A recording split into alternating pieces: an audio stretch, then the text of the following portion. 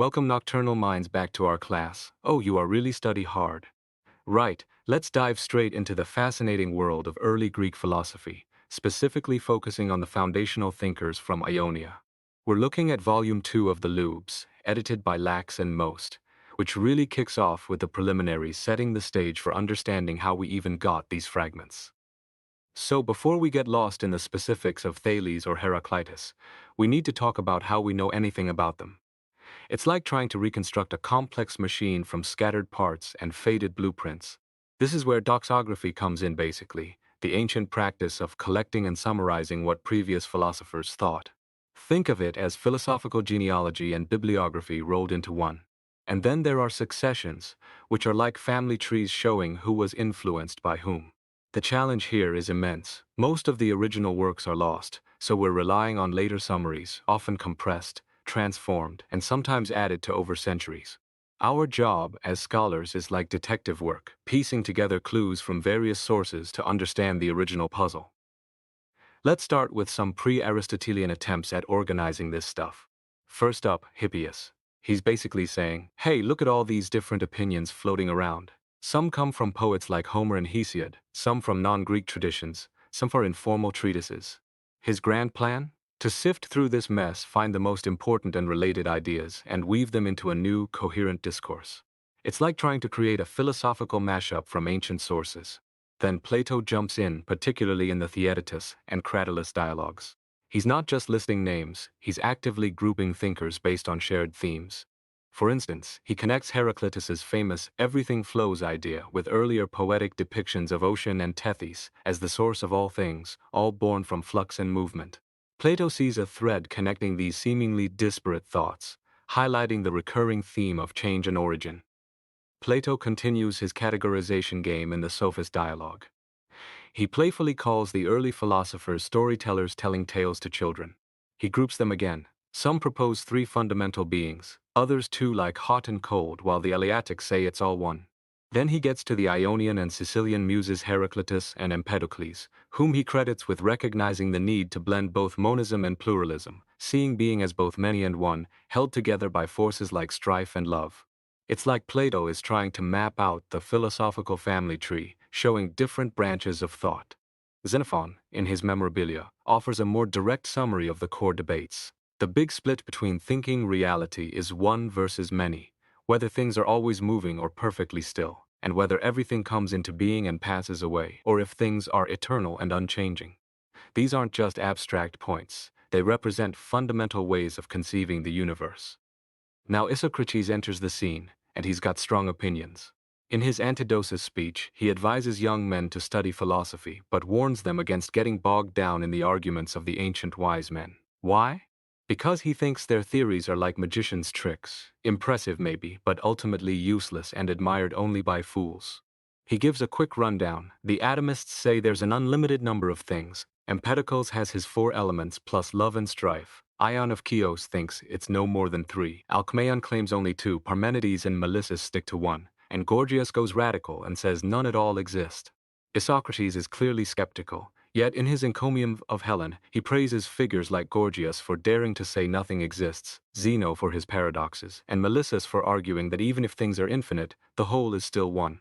So Isocrates is complex. He critiques the methods but acknowledges the audacity of some of these radical positions.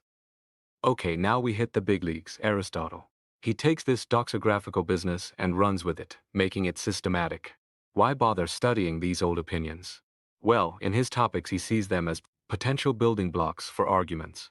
If you can find reputable opinions in doxa, those widely accepted by experts, you can use them as solid premises. His advice? Collect them systematically, maybe under headings like About the Good, and always note who said what.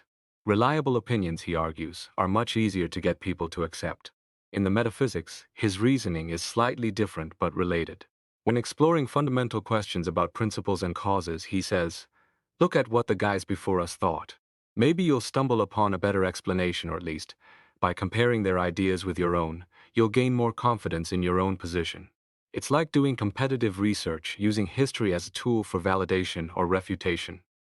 Aristotle doesn't just talk about doxography, he practices it meticulously. In On the Soul, he explicitly states that when investigating the soul, you must consider what predecessors said. Take the good stuff, be wary of the bad stuff. It's practical advice for navigating the field. In physics, he gets really structured. He lays out a logical grid for thinking about the principle of things. Is it one or several? If one, is it moving or still? If several, how many? Limited or unlimited, different kinds or just variations? It's a systematic way to categorize the possibilities that earlier thinkers explored. He then provides concrete examples, like how some thinkers identified the soul with motion itself, assuming movers must be moved, while others saw it as the principles of knowing and perceiving. Even in meteorology, he compares conflicting theories about comets, showing how different schools explain the same phenomenon. This is rigorous comparative analysis. After Aristotle, his student Theophrastus carried the torch. He continued the detailed work of documenting philosophical opinions. In his commentary on Aristotle's Physics, preserved through Simplicius, Theophrastus dives deep into the natural philosophers. He reconstructs Aristotle's view of Thales, emphasizing how Thales arrived at water as the principle by observing perceptible things, how warmth needs moisture, how dry things wither, how seeds and nourishment are juicy. Theophrastus credits Thales with starting the investigation of nature physis. He then contrasts Thales with Hippasus and Heraclitus, who also chose fire as the principle, but saw it as undergoing cycles of condensation and rarefaction, driven by necessity or fate.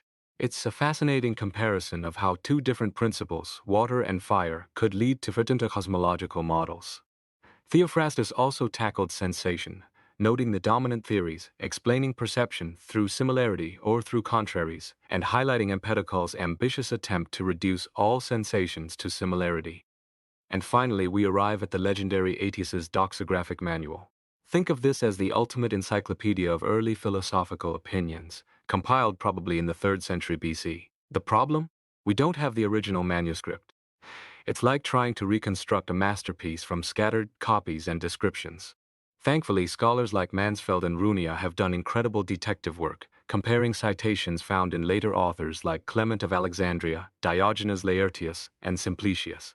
By cross-referencing these fragments, they've managed to reconstruct the likely contents and structure of Aetius's manual. It was probably organized topically, giving a concise summary of what each philosopher thought on various subjects. While we only have a mediated version, Aetius remains an absolutely crucial source for understanding the doctrines of the earliest thinkers. It's the Rosetta Stone for much of pre-Socratic philosophy. Beyond just listing opinions, ancient thinkers also created successions, essentially, family trees of philosophy. These showed who was influenced by whom, tracing the lineage of ideas. The text mentions 2 lines of descent, which likely refers to the major splits in early philosophy. The Eleatic school focused on being and logic, versus the pluralist school, which posited multiple elements. Another fragment speaks of 3 lines of descent, possibly adding Heraclitus and his focus on flux and the logos as a 3rd major branch. These successions weren't just about names.